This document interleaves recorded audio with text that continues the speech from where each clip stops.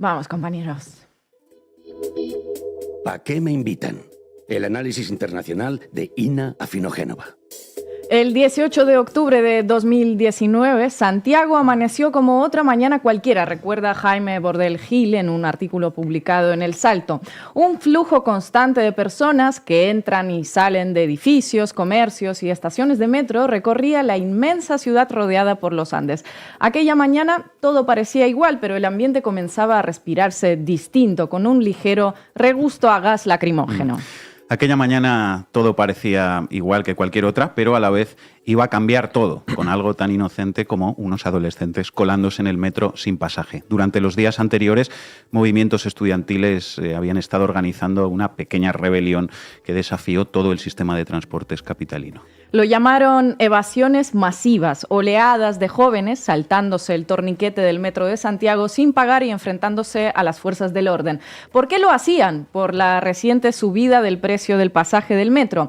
El aumento parecía insignificante, tan solo unos céntimos, pero sirvió para colmar el vaso del descontento que, aunque convenientemente desapercibido para muchos, venía gestándose bajo la superficie del modelo chileno.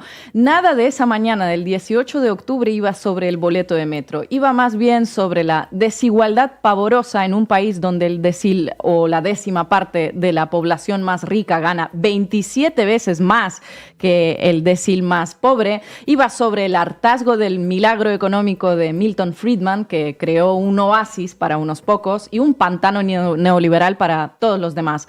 Del metro, las protestas pasaron a las calles de Santiago de Chile. La respuesta de las fuerzas del orden se saldó con varios heridos menores de edad en las primeras horas. Mientras ardían estaciones de metro, el transporte estaba colapsado y la gente con unos salarios de $300 de promedio intentaba volver a sus casas, se difundió una foto del entonces presidente, hoy difunto Sebastián Piñera, cenando en una pizzería en Vitacura, uno de los barrios más caros y exclusivos de la capital. Acabada la cena, Piñera compareció ante los medios y declaró el estado de emergencia. Chile quedó a merced, otra vez, del ejército.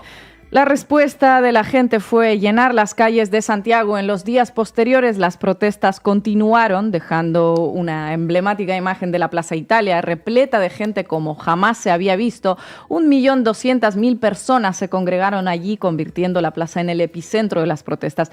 Piñera volvió a comparecer ante los medios. Escuchémoslo. Estamos en guerra contra un enemigo poderoso, implacable, que no respeta a nada ni a nadie, que está dispuesto a usar la violencia y la delincuencia sin ningún límite, incluso cuando significa pérdidas de vidas humanas, que está dispuesto a quemar nuestros hospitales, nuestras estaciones del metro, nuestros supermercados, con el único propósito de producir el mayor daño posible a todos los chilenos. Ellos están en guerra contra todos los chilenos de buena voluntad que queremos vivir en democracia, con libertad y en paz. Estamos en guerra. Bueno, así el enemigo interno ya estaba señalado, la protesta criminalizada y los carabineros con luz verde para aplastarla. La incapacidad de las élites para entender y atender el fenómeno que se estaba gestando desde hacía años en su propio país tuvo su apogeo cuando se difundió un audio de la entonces primera dama Cecilia Morel quejándose con su amiga de lo que estaba ocurriendo en el país. Amiga, yo creo que lo más importante es tratar de nosotros mantener la cabeza fría, no seguir calentándonos porque lo que viene es muy, muy, muy grave. Adelantaron el toque de queda porque se supo que la estrategia es romper toda la cadena de abastecimiento de alimentos, incluso algunas zonas del agua, las farmacias, intentaron quemar un hospital e intentaron tomarse el aeropuerto. O sea, estamos absolutamente sobrepasados, es como una invasión extranjera, alienígena, no sé cómo se dice, y no tenemos las herramientas para combatirla. Por favor, mantengamos nosotros la calma, llamemos a la gente de buena voluntad, aprovechen de racionar la comida, y vamos a tener que disminuir nuestros privilegios y compartir con los demás.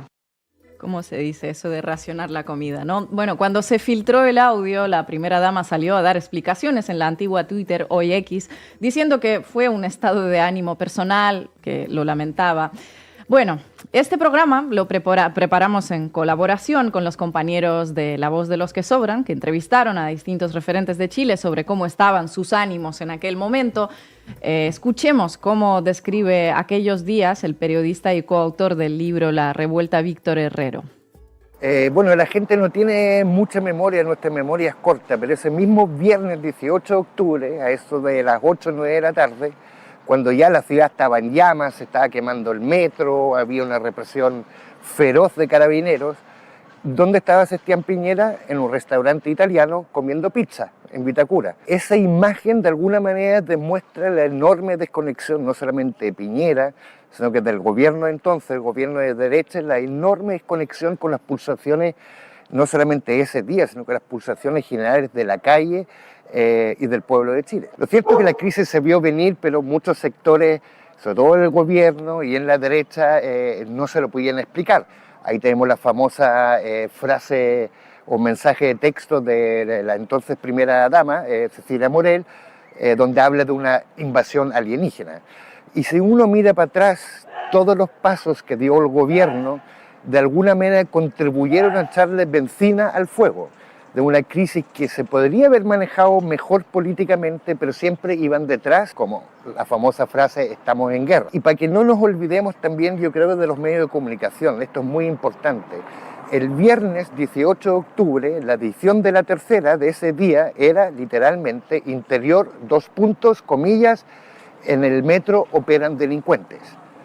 Entonces, esa era la visión hasta ese mismo viernes 18 de octubre del gobierno, de la élite, del establishment respecto a lo que había pasado los días anteriores. Yo creo que es una cosa importante que hay que reflexionar qué ha pasado en estos 5 años. Y la verdad es que no ha pasado nada. No ha pasado nada con las principales demandas, no pasó nada con la nueva constitución y mucha gente siente incluso que estamos de alguna manera peor que antes. Pero de alguna manera todos los elementos que llevaron a ese estallido siguen absolutamente en pie. ¿Qué va a pasar con eso? No lo sé. Siguen en pie hoy los elementos, pero volvamos a aquel octubre de 2019, con un saldo de decenas de muertos, miles de heridos y múltiples denuncias por violaciones de los derechos humanos hechas por organismos nacionales e internacionales. Quedaba claro que la represión no era capaz de apagar el incendio que prendió la mecha del boleto de metro. No hace falta ponerle calificativos a la respuesta del Estado chileno a lo que ocurrió, todo lo recogen los números. El propio gobierno confirmó en el mes de octubre 32 fallecidos en incendios y enfrentamientos contra los carabineros. Más de 3.000 personas fueron hospitalizadas y, de acuerdo con el Instituto Nacional de Derechos Humanos, hubo al menos 400 lesiones por disparos de balas de goma o perdigones. Más de 340 personas tuvieron lesiones oculares. Muchas incluso se quedaron ciegas en lo que luego se denominó como la epidemia de lesiones oculares. La respuesta más inmediata fue la de la represión directa, es decir, cómo la Carabineros y en un primer momento también las Fuerzas Armadas reprimieron de una manera brutal estas manifestaciones, y ahí es donde se producen una serie de casos que permiten a los organismos internacionales calificar estas como graves violaciones de derechos humanos, como violaciones que son generalizadas y además que tienen la capacidad de mantenerse en el tiempo y que dan cuenta de una cierta organización, lo cual nos permite calificarlas también como una represión sistemática. Además, hubo una segunda respuesta del Estado caracterizada por la criminalización de la protesta. Incluso en algún minuto en este país tuvimos un número importante de lo que podíamos técnicamente denominar presos políticos. La respuesta que dio Chile fue una respuesta básicamente autoritaria en términos de el actuar no solo de la policía, sino que también el actuar del Poder Judicial que avaló estas prácticas y del propio Poder legislativo. Escuchábamos al doctor en Derecho y coordinador de la Cátedra de Derechos Humanos de la Universidad de Chile, Claudio Nash. cómo respondieron los sectores movilizados frente a esa respuesta autoritaria. Al contrario de lo que decía el presidente sobre el enemigo poderoso con ansias de destruir todo a su paso, los chilenos no salían a la calle a destrozar el mobiliario urbano para descargar su rabia. Se organizaron, llegando a formar en algunos barrios asambleas populares y cabildos autoconvocados. Se conocieron, se vieron, hablaron, todo para entender cómo se podía cambiar ese status quo que tanta rabia generaba.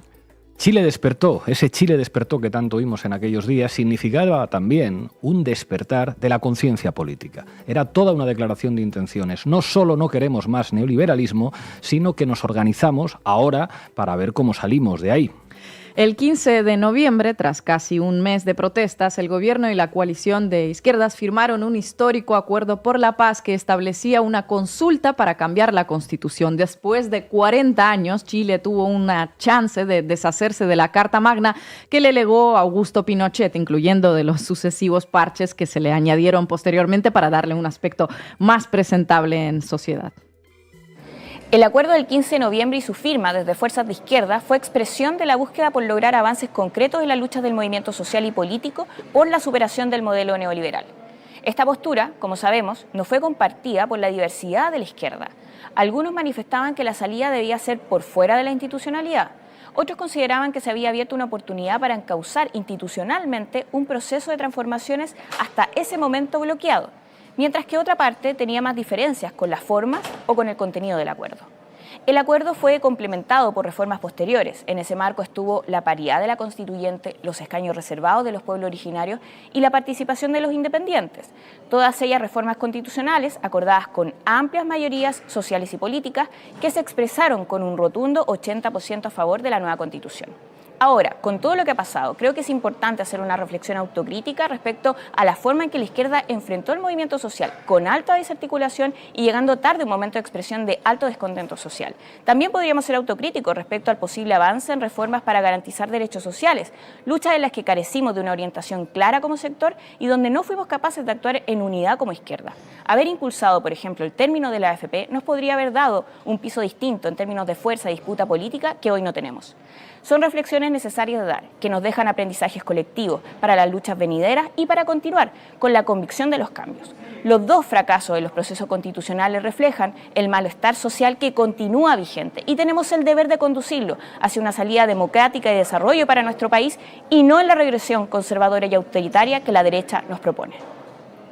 Acabábamos de oír a Gael Jomans de Frente Amplio. Bueno, parecía que después de esto, de la convocatoria de la consulta, ¿no? Todo iba a cambiar. El acuerdo fijó la celebración del plebiscito para el año siguiente. En 2020 el país aprobó de forma abrumadora dar el carpetazo final a la Constitución de la época de la dictadura militar. En 341 de las 346 comunas de Chile, la menor división administrativa del país, triunfó el apruebo. El rechazo se impuso apenas en 5 comunas, casi todas de clase media alta, como Las Condes en Santiago, por ejemplo, donde estaba la mansión de Sebastián Piñera, además de Colchane, un pequeño enclave rural fronterizo con Bolivia, y la Antártica chilena, donde viven apenas 150 personas y 2 de cada 3 son militares. El plebiscito, además de las opciones apruebo, rechazo, una nueva constitución, preguntaba sobre el modo en que se debería crear el nuevo texto de triunfar la opción apruebo, o bien mediante una convención mixta compuesta con un 50% de diputados del actual Parlamento y otro 50% por ciudadanos electos, o bien mediante una convención constitucional en la que todos sus integrantes serían electos por el voto popular, garantizando además la paridad de género. Y fue esta, defendida por movimientos y organizaciones sociales, la que se impuso abrumadoramente con alrededor del 80% de los votos. Escuchen cómo se armó esa convención de 155 personas y el borrador que redactaron al abogado constitucional y ex vicepresidente de la Convención Constitucional, Jaime Baza, entrevistado por los compañeros de La Voz de los que Sobran. El gran aprendizaje histórico del trabajo que hizo la Convención Constitucional fue la capacidad de generar un espacio de diálogo, de conversación, pero sobre todo de representación política entre sectores de la sociedad chilena que nunca antes habían tenido ese tipo y ese nivel de representación en una instancia tan importante para la marcha de la República como lo es una constituyente. haber tenido una composición paritaria con representación de los pueblos originarios, pero sobre todo con una diversidad social en términos económicos incluso, dio cuenta de un diálogo intercultural, de un diálogo entre clases sociales, pero también de un diálogo en clave paritaria que permitió mejorar muy significativamente las condiciones políticas de representación de la sociedad chilena. Esa diversidad en la representación de la Convención permitió tener una propuesta de nueva Constitución con un contenido innovador, con muchas respuestas, con muchas soluciones a problemas que se vienen arrastrando hace mucho tiempo en la sociedad chilena, y logramos, por tanto, generar una propuesta de nueva Constitución que se hacía cargo de demandas que distintos sectores de la sociedad venían levantando, en términos de género, de trabajo, pero también de reconocimiento e integración de los pueblos originarios. Es esa combinación de factores, creo yo, la que destaca en el proceso constituyente chileno. Por un lado, el enriquecimiento y la diversidad radical de la representación política en un contexto de crisis de la representación democrática, que da como resultado una propuesta de nueva Constitución novedosa y que innova en problemas sociales que llevaban mucho tiempo esperando en nuestro país. Llegados a este punto, la pregunta es, ¿dónde estamos hoy? ¿En el mismo lugar que antes del estallido, como decía Víctor Herrera al principio? ¿Por qué después de recorrer todo este camino, el 4 de septiembre de 2022, ganaba el rechazo a una nueva constitución con un aplastante casi 62% de los votos frente al 38% a favor? La explicación, como siempre, no es lineal. Entre el estallido y el plebiscito hubo un cambio de gobierno, un gobierno que aparentemente no pudo formular un relato propio a favor del apruebo frente a una maquinaria mediática pinochetista dispuesta a todo, literalmente, a todo y más. Ya les contará Manu Levín y nuestros compañeros chilenos que han estado allí viviendo todo este proceso. Gracias, compañera. Quiero hablarle a todos mis compatriotas.